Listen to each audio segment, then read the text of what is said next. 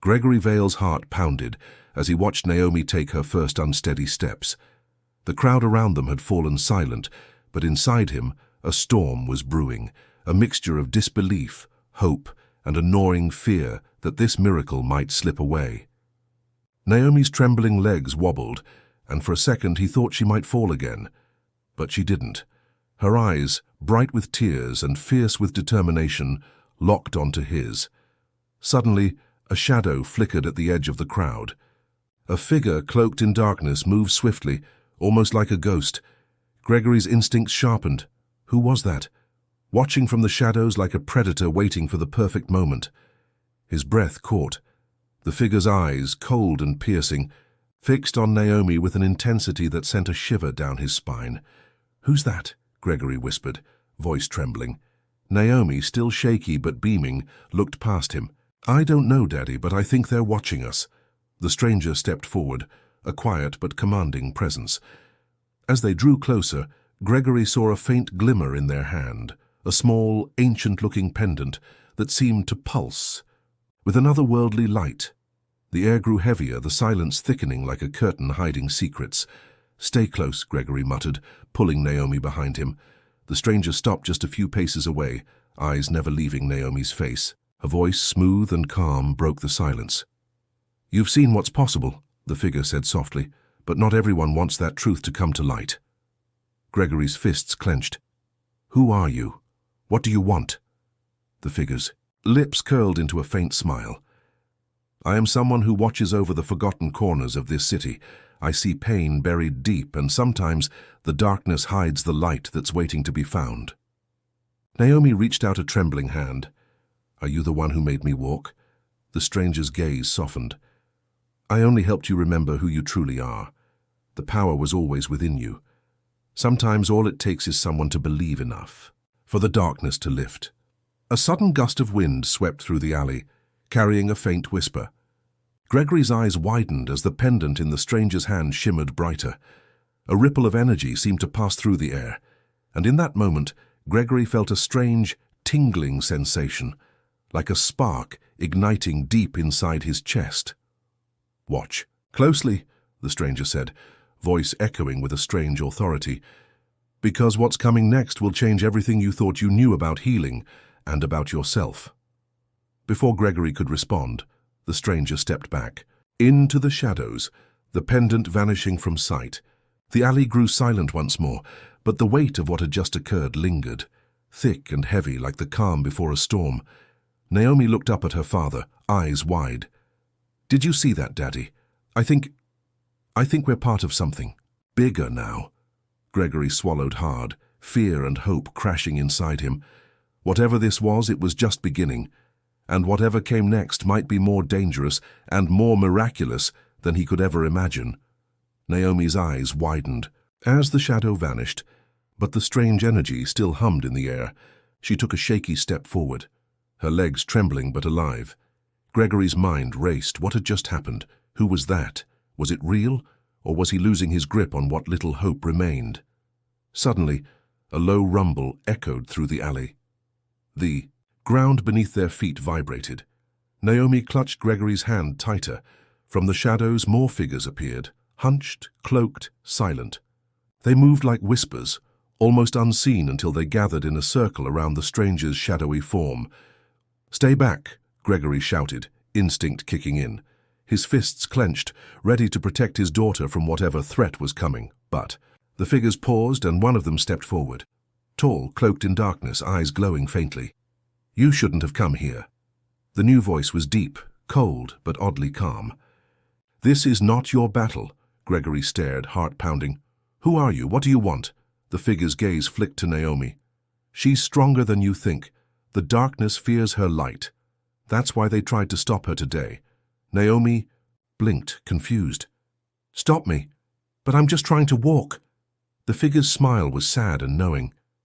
"You're more than that. You're a spark in a world drowning in shadows. And shadows, they don't give up easily."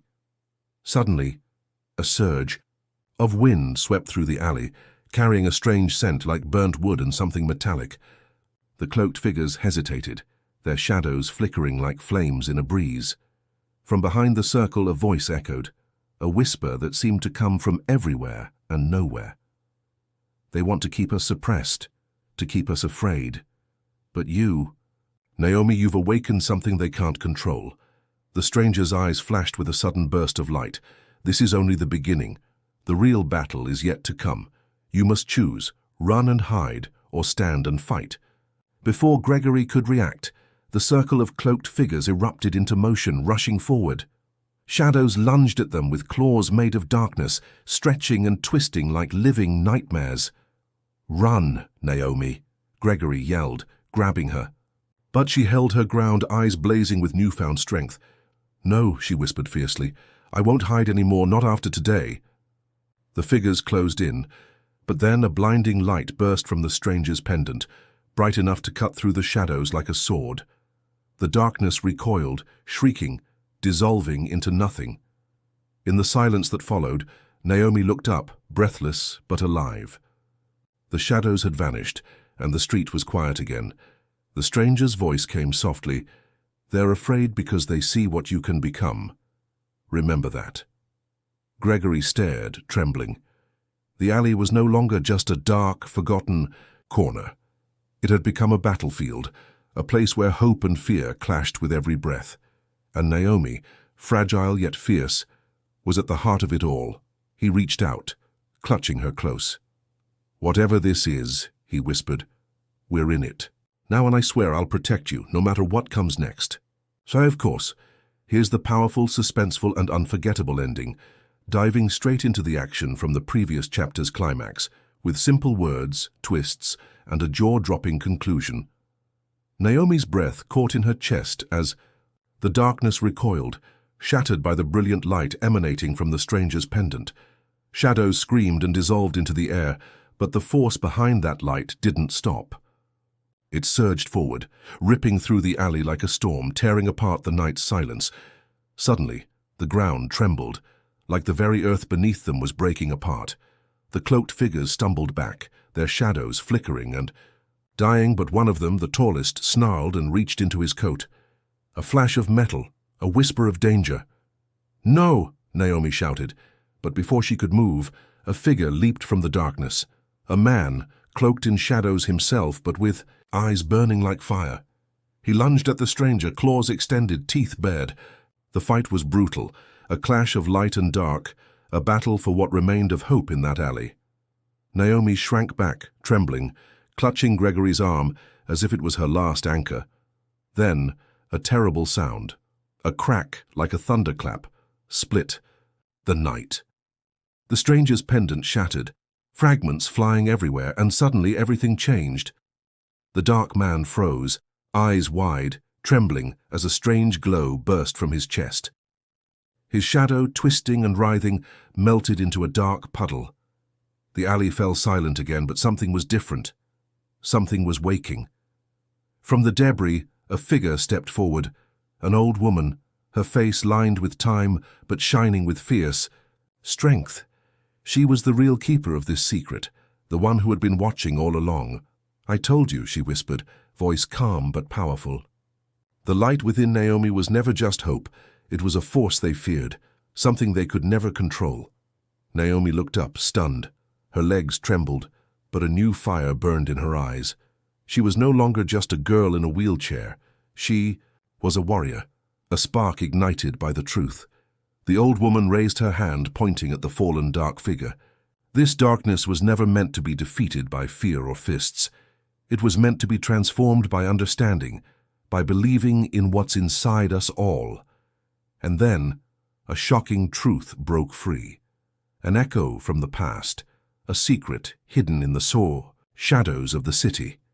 The dark man's face twisted into a grimace as he dissolved into nothingness, revealing a familiar face beneath, the very face of Gregory's long-lost brother, thought dead in a war many years ago. The shock hit Gregory like a punch to the gut. His brother, alive all these years, a creature of darkness trying to drown the world in shadow.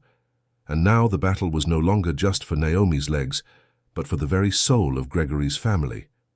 Naomi reached out and touched her father's arm. "We're not finished," she whispered. "This fight is just beginning, but I believe in myself now." The old woman smiled, her eyes shining with 1,000 secrets.